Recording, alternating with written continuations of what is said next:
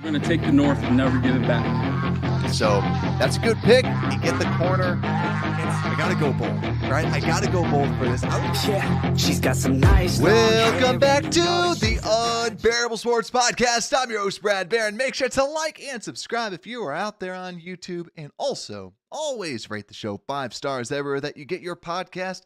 You can download it, Apple Podcast, Spotify, you name it. Just search for Unbearable Sports. What's good, everybody? Bears lose 27-30. Heartbreaking fashion again. But there's a lot of really good things to take away from this. I've been listening to shows. I was listening to shows while I'm prepping for this. And I feel like there's almost too much negativity about what's going on with what happened today. Because we had a great game from Caleb Williams. It's just as we normally do. We flub it, right? And what do we know? We know that the coaching staff's not good. We know that all these things aren't in place. But I really want to highlight Caleb. I want to highlight what he was able to overcome because, he had a great game. And I don't think that I think that that's kind of being overlooked because is this team a playoff team? No, we kind of knew that now.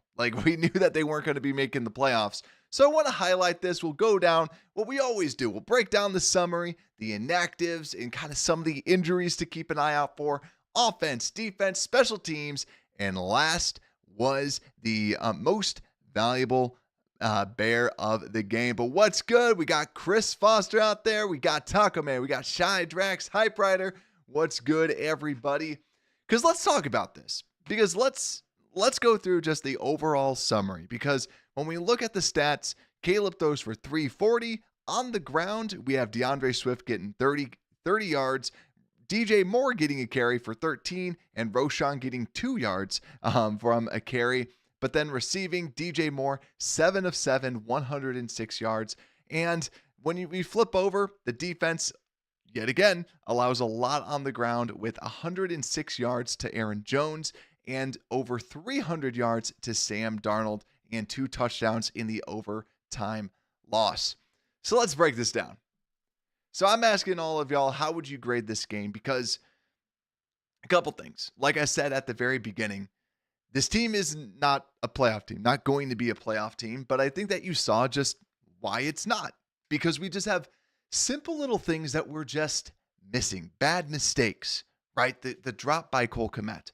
Couple drops out there from Keenan, and obviously Caleb also has his own holding the ball too long when we were trying to drive during overtime, and then right after that we got to delay a game. And then also we have the pass interferences on the defense, and also this them always being able to run on our defense as well. So just overall, this is why this team is a losing team. This is why this team has a losing record. This is why we're going to be moving on, or should be moving on, for Matt Eberflus at the end of the year. It's not acceptable the way that this team has played.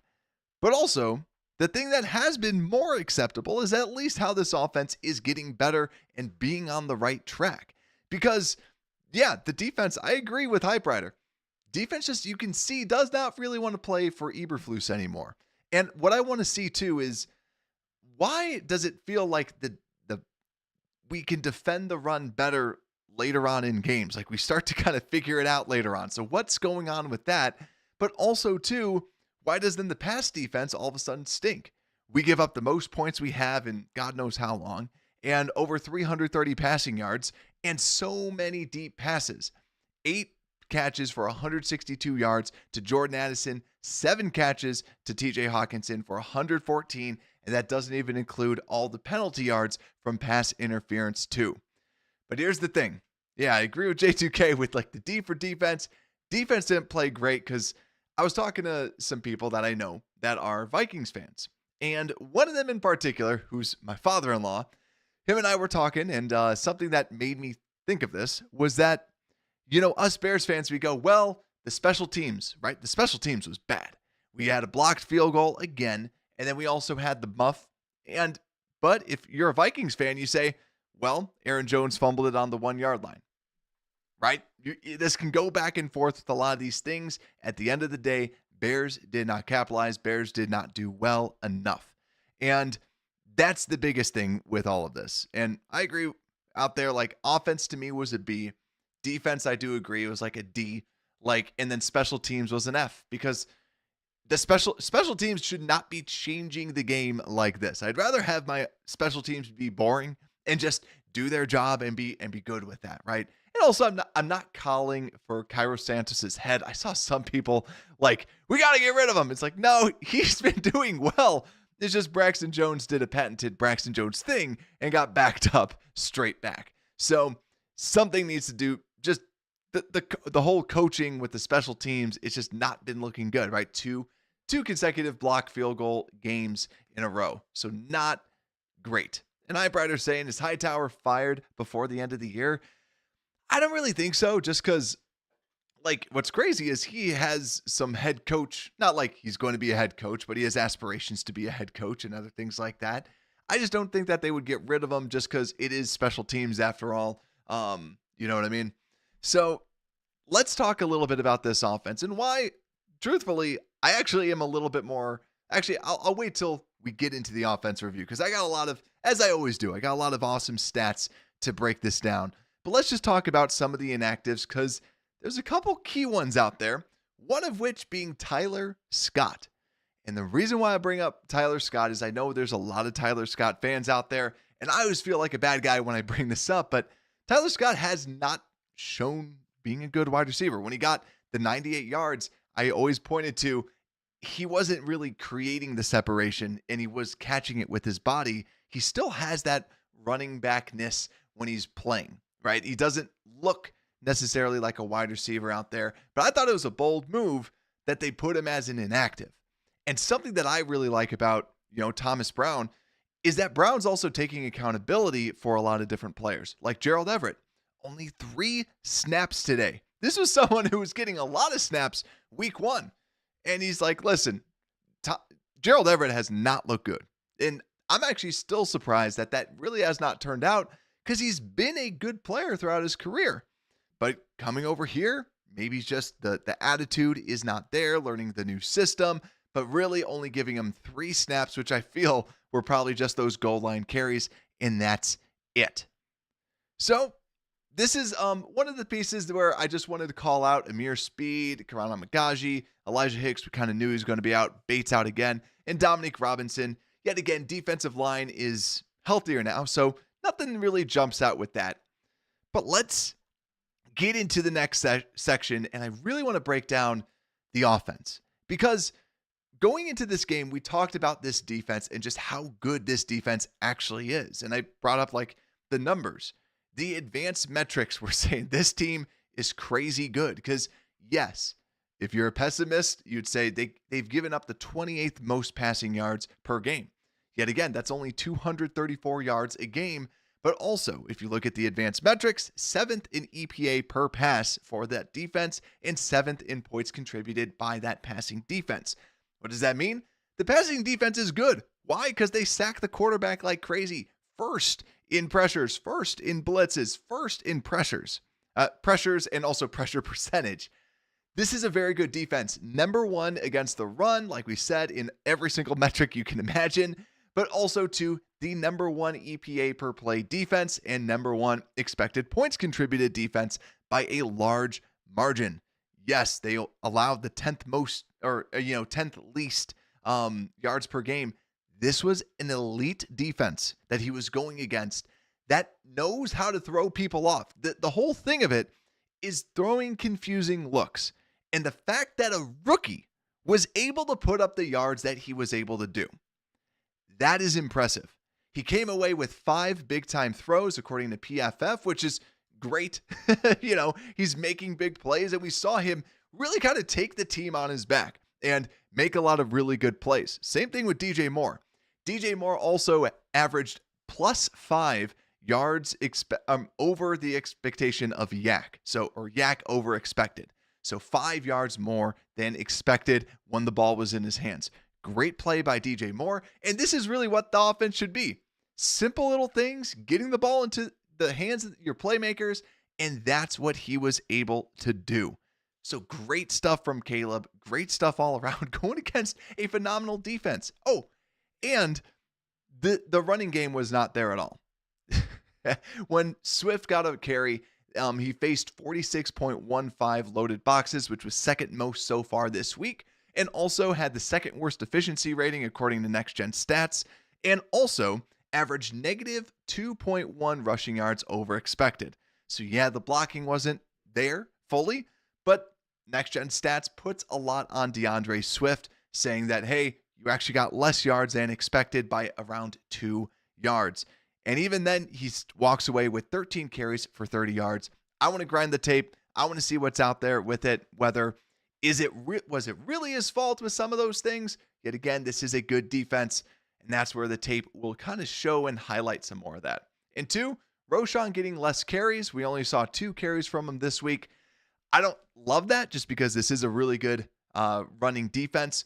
But overall, like I said, I don't think that you can, like, if you're mad about what you saw, like, let's go back to the beginning of the season when a lot of us were saying, we don't care what the record is as long as we know we got the quarterback, as long as the quarterback looks good.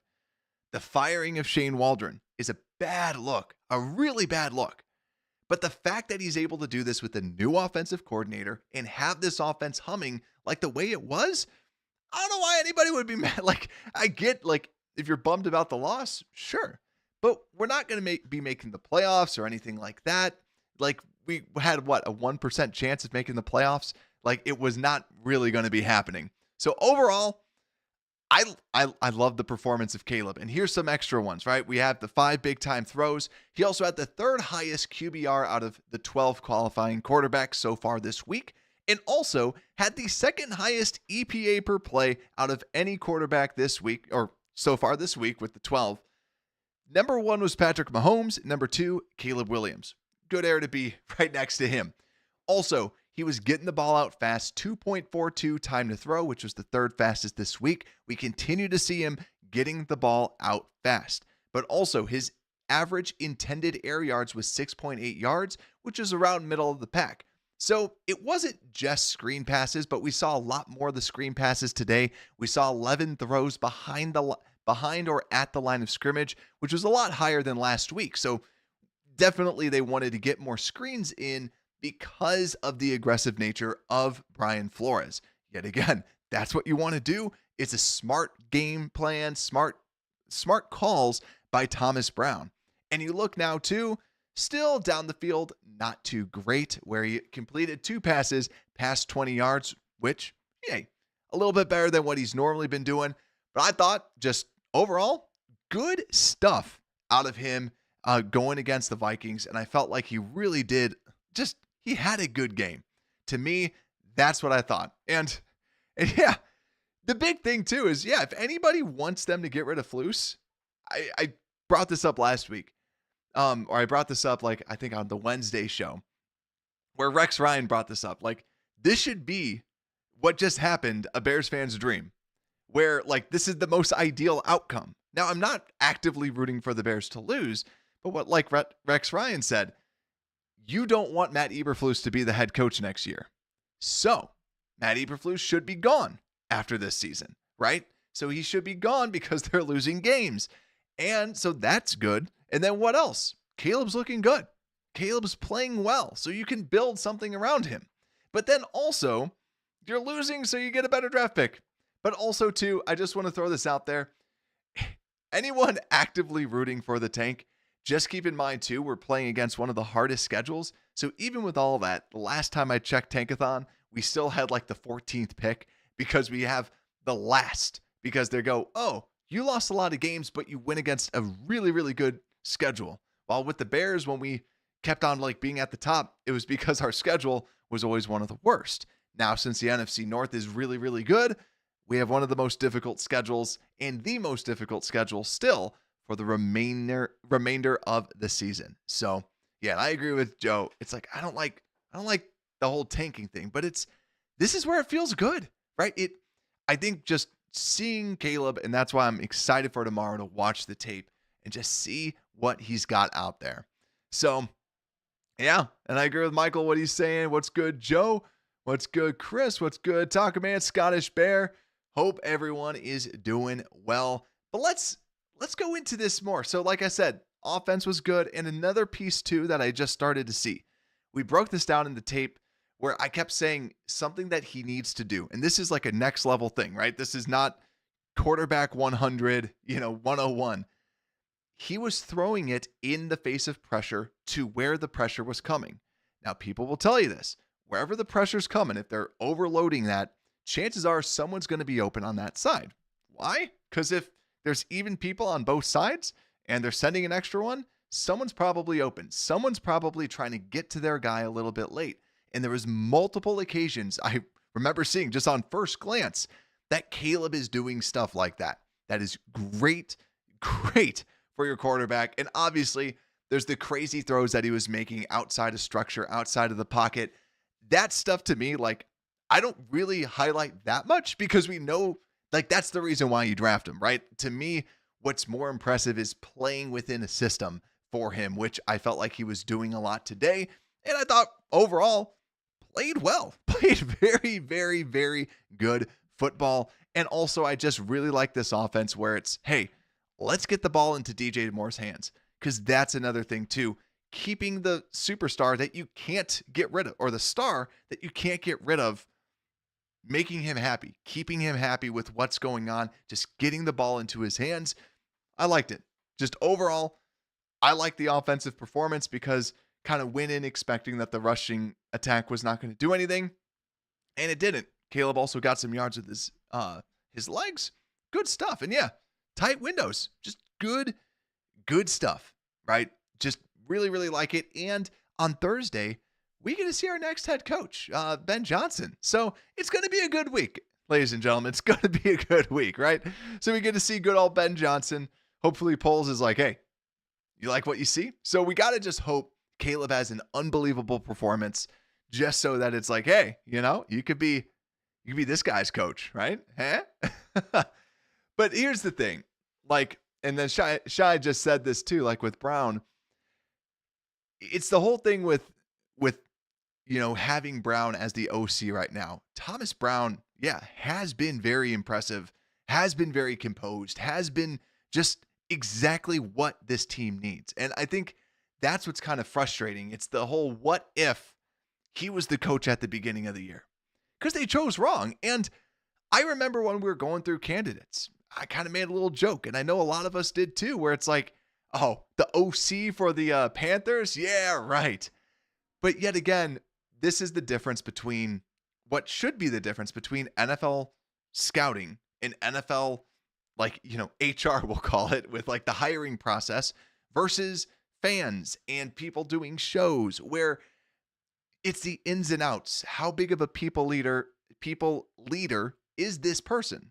And Thomas Brown being very, very well respected is awesome to see. And quite frankly, it's like something that I don't like to think about is that he's probably not going to be the coach, even though he's probably not going to be the OC, but he's doing such a great job. I think that's something that's really hard to kind of muster, is this guy's doing everything that he needs, and he's probably going to be a good OC somewhere else, which is awesome to see. But yeah, it's going to be tough because you can't really excuse us going on another gigantic, 5-game losing streak now. You lose track after 3, after you start losing over and over and over again. But talking about Flus, let's break down his defense. Like we said, we didn't see a lot of greatness out of this defense. Kevin Byard still is your leading tackler with 13 tackles, and quite frankly, Kevin Byard still plays really well. Also, I want to just give a shout out, Kyler Gordon, already the highest graded player so far this game. A 90 PFF grade, an elite grade. Kyler's really good.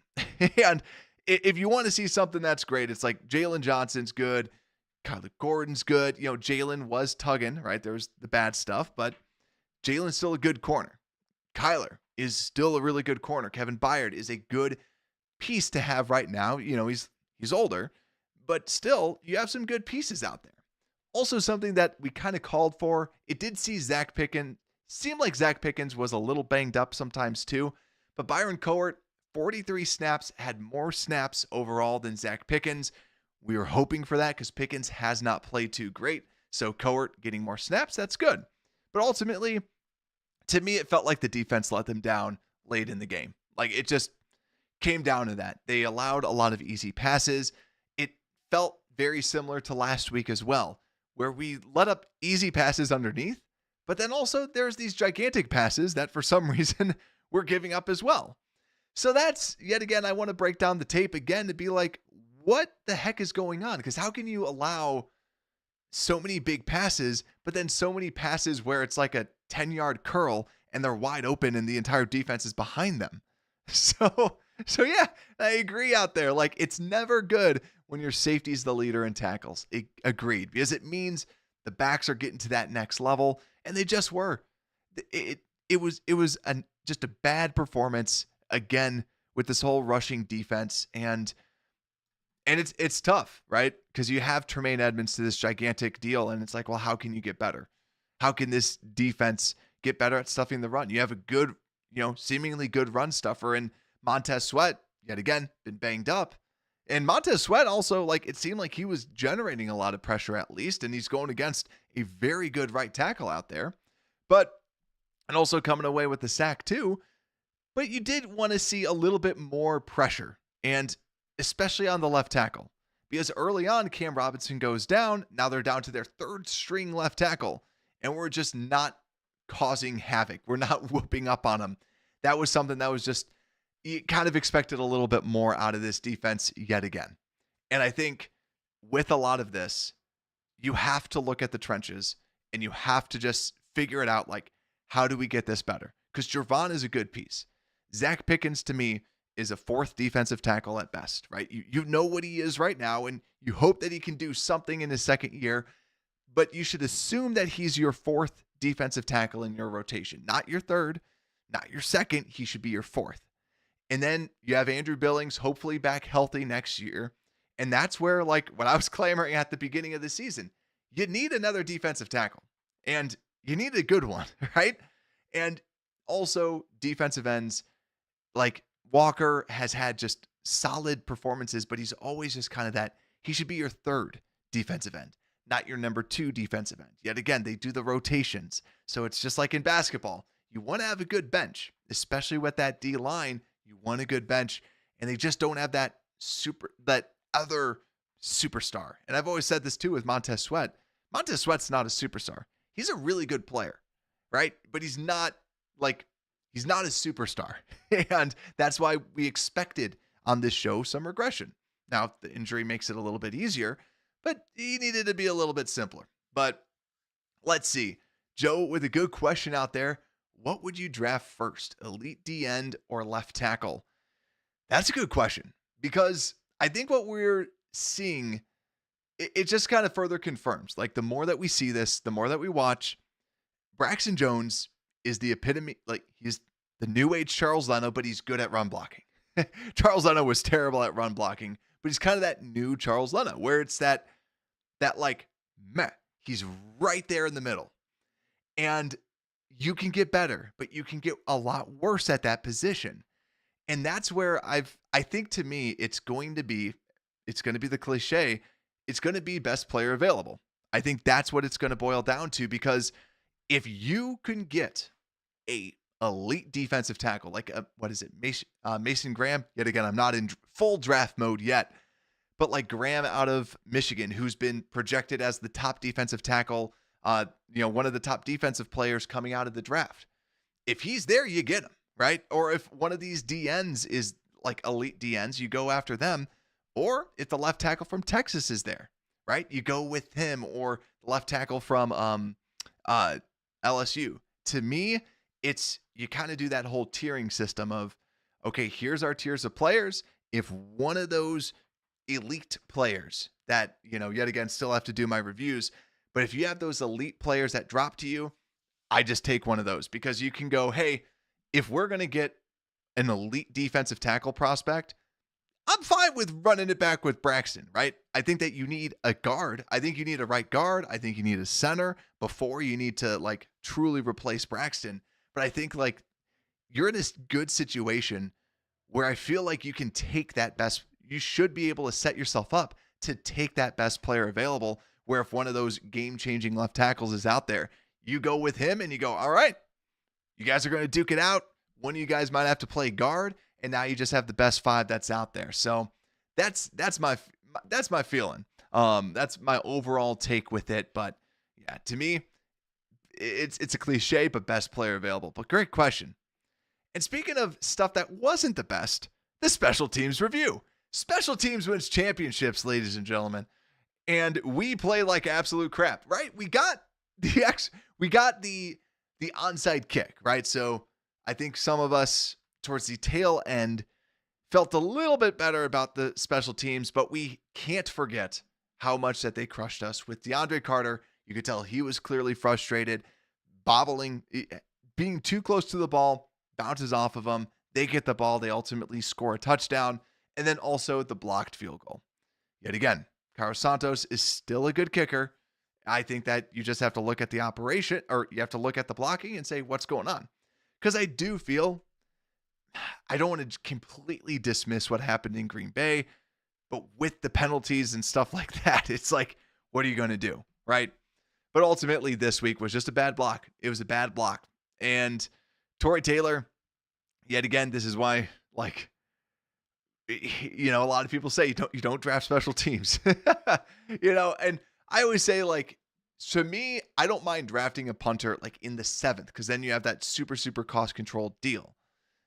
But yet again, we drafted him like the 4th, so it's pretty high pick. I didn't think Torrey Taylor had a great game, or like, yet again, I'm expecting greatness. I'm expecting eliteness from him, and we're just not seeing that. And DeAndre Carter, though, like we said, came back, good kick return at the end of it, 55 yards to put the Bears into position. And I just want to say, right, obviously, him doing his bad thing was bad. But I want to just give him kudos for coming back and doing a big play like that. Because too many times we see a Bears player do a bad mistake and then they just fail. They just epically fail. They shut it down. But the fact that he came back and sparked that ultimately allowed us to come back, that's big. That's big overall. But Shy Drax, yes, hit the like. Hope all is doing well out there too. But yeah, let's get into this. Let's flip over to the most valuable Bear and let's wrap things up. So with this, who is your most valuable Bear? Because on the defense, yet again, and I really hate that we don't get someone on defense. The only person I would nominate, Jonathan Owens, had a good game. I thought he played very well for having to come in, but also, you know, making some big plays, stripping the fumble, getting the fumble back. Also, Kyler just played very good. Broke up 2 passes as well. But to me, it's Caleb. It's Caleb or DJ. DJ played great. DJ was able to break a lot of tackles. But I think when it boils down to it, I was so impressed with what Caleb did today and so impressed with everything. And so to me, Caleb is my MVP. I thought that was the big thing. Then, yeah, DJ to me was second just because I thought that DJ played like we've seen DJ more, where he can put the team on his back and he can break some of these big plays. Longest play was 37 yards. DJ had a good game, but I ultimately just, with everything that was going on, what Caleb was able to do, really liked it. So that's our show. Thank you so much for watching. And as we always do on Monday, tomorrow, we'll be breaking down the film. We'll probably then maybe preview either Tuesday or Wednesday, now that we have the short week for Thanksgiving. But ladies and gentlemen, have a great short week. Get ready for Thanksgiving. Make sure you got your Black Friday list all set and ready to go. And with that, thank you all so much. And Unbearable Sports Podcast, we are out.